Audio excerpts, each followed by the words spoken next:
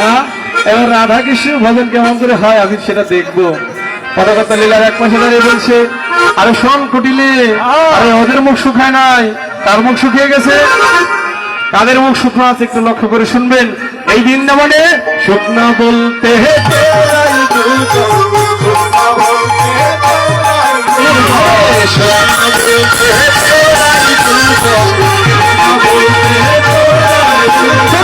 কৃষ্ণ রসে ভিজিল নাম শুকনো বলতে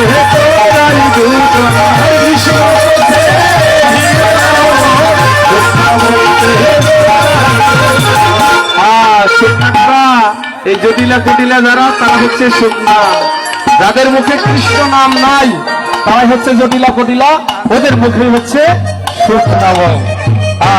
তাহলে যদি জটিলা কুটিলা হতে না চান কৃষ্ণ নাম নেবেন, হরে কৃষ্ণ।